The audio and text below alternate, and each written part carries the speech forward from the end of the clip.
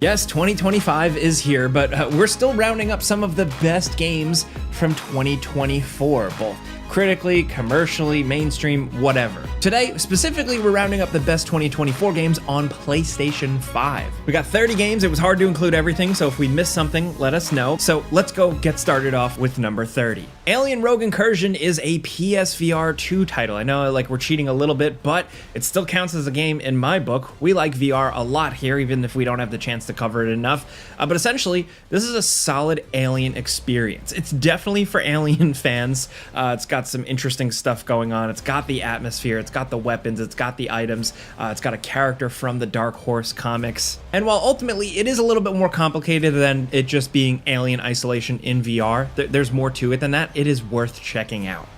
Next, over at number 29, we have Rise of the Ronin. This is the open world samurai action game from Team Ninja, the people behind Neo, and a lot of highly complicated, very interesting action games. And Rise of the Ronin just feels a little bit different. It's a little bit more accessible. It's got a really good character creator and just lots to do in this crazy open world. The graphics aren't the best, but it is fun. The combat, the gore, all that is absolutely awesome.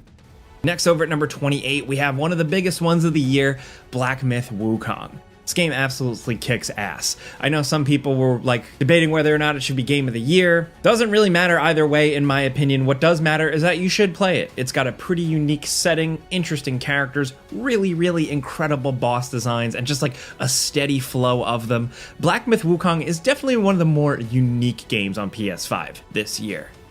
Next, over at number 27, we have Dragon Ball Sparking Zero. Yes, that's right, Dragon Ball fans finally got everything they wanted with this one. I think, some of the single-player content leaves a little bit to be desired, but this Dragon Ball brawler in the classic style is absolutely awesome. You've got the massive open arenas, the destruction, the over-the-top movesets, the unbalanced characters.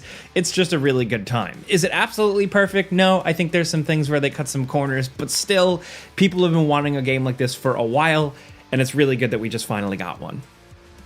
Next, over at number 26, we're trying to shake it up, keep things a little bit interesting, maybe show you something different. This is Withering Rooms. This is a 2.5D horror game set in this haunted, spooky Victorian style mansion that is procedurally generated. It essentially changes every night, so you're constantly kept on your toes. This game has some pretty cool concepts, and of course it's an indie, it can only do so much, but I still think they nailed a lot of it. If you like these types of horror vibes, if you like a little survival horror, or if you're like me, you just kind of like that 2.5D perspective, check this one out.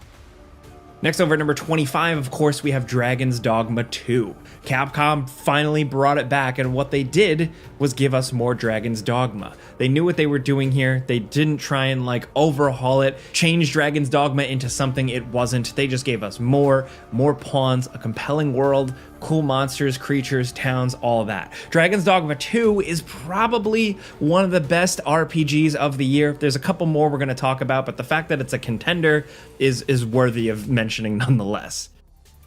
Next, over at number 24, we have Nine Souls. We've been talking about this one a lot on the channel because it really took us by storm. What looks like a game that might be a Hollow Knight type of thing, it really goes a lot further than that. This is kind of 2D side-scrolling Sekiro, Shadows Die Twice. That's really all the pitch you need here, but there's a great story, music, a cool art style. Nine Souls really has everything. Next, over at number 23, we have Prince of Persia: The Lost Crown. This is another 2D game. Yes, I know we've been hitting a lot of these, but they finally figured out how to make Prince of Persia awesome again. Yes, it's not a fully 3D Prince adventure, but it takes the game back to the series' roots, the old classic 2D style, but here, very Metroidvania. You're running, you're jumping, you're dodging traps, you're using time powers, you're fighting enemies. It's surprisingly challenging, and it is just a damn good time. Now, next, over at number 22, we have Helldivers 2. This multiplayer third-person co-op shooter is absolutely awesome, man. Heavily inspired by, of course, things like Starship Troopers. It still manages to feel like a really unique experience. It is great with friends, it's great alone, and I know there's been a lot of community discussion about balancing and changes and updates and stuff like that, but just bar for bar, boiling it down to its basics, Helldivers 2 is awesome. This is like a multiplayer live service game actually done right. Next over at number 21, we have Call of Duty Black Ops 6.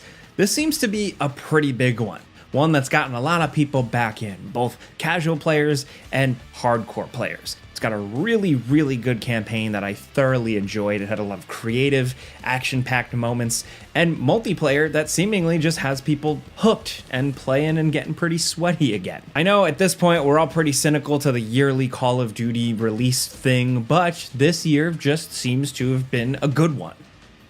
Next over at number 20, we have Marvel Rivals. If you were an Overwatch person and maybe you fell off Overwatch and maybe you can at least tolerate some Marvel comic book superheroes, then Marvel Rivals is absolutely awesome. They really nailed that Overwatch style feel and gameplay, but in third person with superhero characters that have over-the-top powers. So far, people have been really, really enjoying this. It's free to play, so it has all the trappings, the battle pass, stuff like that, but on its own, the core gameplay is simple, but pretty accessible and fun, and there is a crap ton of characters here. They are jamming this thing with characters, so it's really been kind of fun to dive in and figure out who your favorite hero is and how they work in the context of other characters and the mission objective. Marvel Rivals really just is a damn good, simple time. Next, over at number 19, we have Dragon Age: The Veilguard. Now, I know this is a controversial one, a lot of talk with it before it released, and ultimately it released, and for us here, it's okay. You know, it's definitely not as bad as I think people were expecting it to be, but does it move the needle for Dragon Age or BioWare? I don't know for sure. I'm also not a hardcore Dragon Age fan. It certainly has some flaws, but if you were looking for another RPG to jump into, create your own character, and go into a world, this is an option for 2024. Next, over at number 18, we have an underrated game, Kill Knight. It's very simple, but it's just like a super sweaty, crazy isometric shooter. It's very, very arcadey, it's action heavy, it's gory, and it's a damn good time. If any of those words I said pique your interest, at least look up a YouTube video of this one, consider checking it out, because Kill Knight is pretty damn awesome. Next, over at number 17, we have the Silent Hill 2 remake. I was skeptical. The original Silent Hill 2 is just such a special, unique game. I couldn't imagine anybody remaking it and actually doing a good job, but the folks at Bloober Team did. This is a really good adventure and just a good representation of why some of us older gamers love the original. And thankfully, it didn't really cut any corners. It didn't miss the point. It got it. They essentially, to use the overused phrase, they understood the assignment. Now, next over at number 16, we have Unicorn Overlord. If you're looking for a tactical RPG, maybe if you're into something like a Fire Emblem, but you've been hungry for more of that, try Unicorn Overlord because it's Atlas, so it's got a bit of a different flavor to it. They know how to make games at this point. The gameplay is really, really good and addictive, and it makes it replayable. What more can you want? Now, next over at number 15, we have Stellar Blade. This action combat adventure is really, really cool. And that sounds pretty simple, pretty silly, but that's probably the best thing I could say about it. It's just really over the top. It's got good boss battles, fun combat, not the most interesting story or characters, but it looks nice. But the most important thing is that it's just good old video game fun. It is just a fun combat adventure to play through. And sometimes that's just what the doctor ordered, man. Now, next over at number 14, we have Final Fantasy VII Rebirth. This is a big one, probably one of the biggest ones of the year. It's also a massive game, much bigger than Final Fantasy VII Remake. Rebirth really blows things out of the water here with more to do, continuing the adventure, showing you more of the world of Final Fantasy VII, and it absolutely succeeds. Next over at number 13, we have Persona 3 Reload. This is a great reason, a great excuse to either replay the original incredible Persona 3 or jump in for the first time. This re-release is absolutely fantastic, and this game is a legend for a reason. Next over at number 12, we have Warhammer 40k Space Marine 2. This is another one, I'm going to use the phrase again, just a good old-fashioned video game. A fun, incredible, over-the-top, action-packed, silly, third-person shooter single-player campaign, and some great co-op multiplayer. The multiplayer has like all these different classes and stuff, customization for your Space Marine. It's just really cool. You don't really need to know too much about Warhammer to jump into this. It's kind of served as a gateway drug for some people to get into Warhammer, and I think that just shows how good it is. Next, over at number 11, we have Hi-Fi Rush. What last year was an Xbox and PC exclusive has now released on PlayStation. And it's damn good. You should play it. I know it probably hasn't hit a lot of like top best, PS5 games of 2024 lists, but we totally think it deserves the recognition. Hi-Fi Rush is still awesome. Next, over at number 10, Empire of the Ants. Yes, the Ant game. They were working on this one for a while, and it was kind of joked around as like the Ant game. You play as an ant. It's a whole weird adventure, and they actually nail the sense of scale and size, and it's really cool. It just makes good on its potential. Also, there's no other game like this on the list. It's totally unique, and it's pretty good on PlayStation. Next, over at number 9, we have Pacific Drive, a kind of survival sci-fi driving game. Essentially, think of something like Stalker, but you have a vehicle. This vehicle is very susceptible to the elements, but it also can be your main tool for survival. You upgrade it to protect you and also stay safe against these scientific anomalies out in the environment. It's a really satisfying loop of getting the scientific components and putting everything together to go from a crappy old jalopy to a beefed out Ghostbusters science machine mobile. Like I said with a couple of games on this list, but definitely with this one, it is a really unique game and unlike anything else you'll play this year. Next, over at number 8, we have another unique game with Kunitsugami Path of the Goddess. Capcom put out this smaller style game that seems on the surface like a combat action game thing, but it's actually a pretty in-depth and really compelling and different tower defense game, all based around Japanese myth. It's just a really, really well-made quality game, fun to play through, a good amount of challenge. Kunitsugami is great. Now, next, over at number 7, Animal Well. The indie darling of the year is absolutely incredible. It is a vibes-based game. Yes, from the lo-fi atmosphere, the chill music, great visual effects, the fact that there's no swords or guns in it, it's really exploration-based, but also the incredible puzzles and just really, really gorgeous environments and hidden little secrets, making this game just like a really solid playthrough, like a solid video game meal, you know what I mean?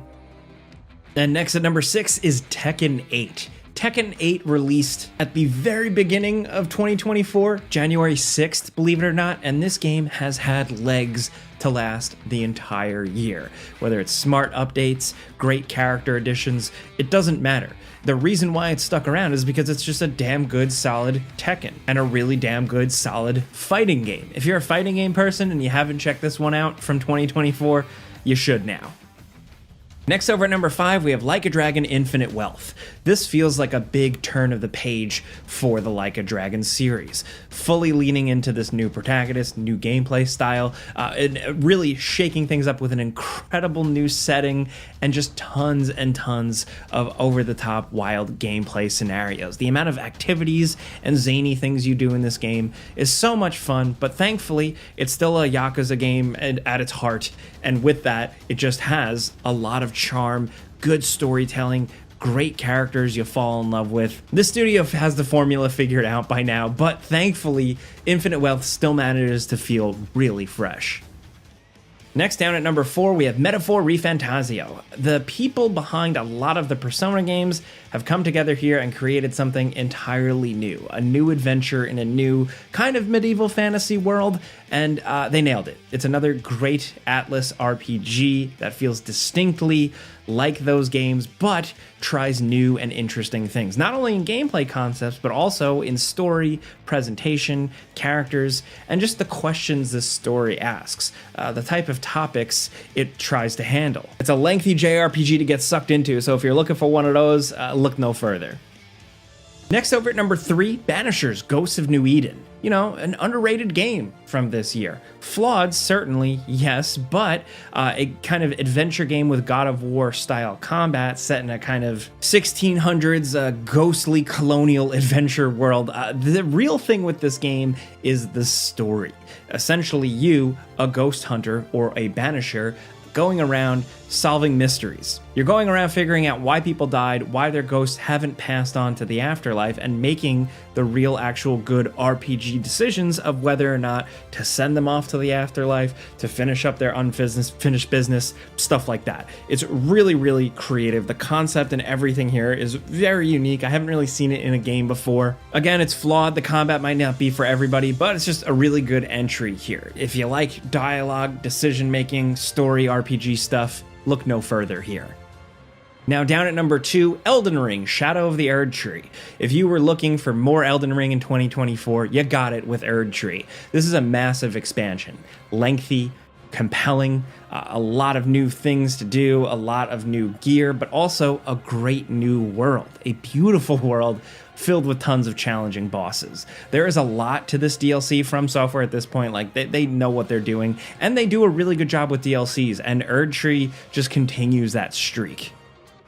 And down at number 1, one of the big PS5 exclusives of the year was Astrobot, a platformer in 2024. Just a regular old school style fun jumping platformer game, something we don't get very often, but here what we have is just really high quality production value, great level design, great gameplay feel, incredible music, and on top of that, be honest, like a whole bunch of PlayStation nostalgia. The amount of classic references and homages here they cram in here is really nothing short of incredible, and kind of serves as like a little gaming history book here, just one that is a platformer you play through. It's just a great game, especially if you love platformers.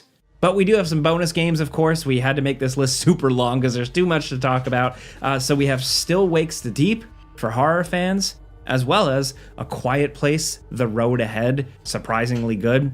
Slitterhead, if you're looking for something flawed, but very weird and strange and experimental. And of course, a great remaster in Legacy of Kain, Soul Reaver 1 and 2. Please, I hope they make more of these. But those are 30 or so games, some of the best things to play on PlayStation 5 that had released throughout 2024. Let us know if there's something we missed. Let us know if there's something that you loved. Let's talk about anything down in the comments. If you like this video, clicking the like button helps us out, but we put out videos every single day. We got you, so that's it really. Thank you very much for watching, and we'll see you guys next time.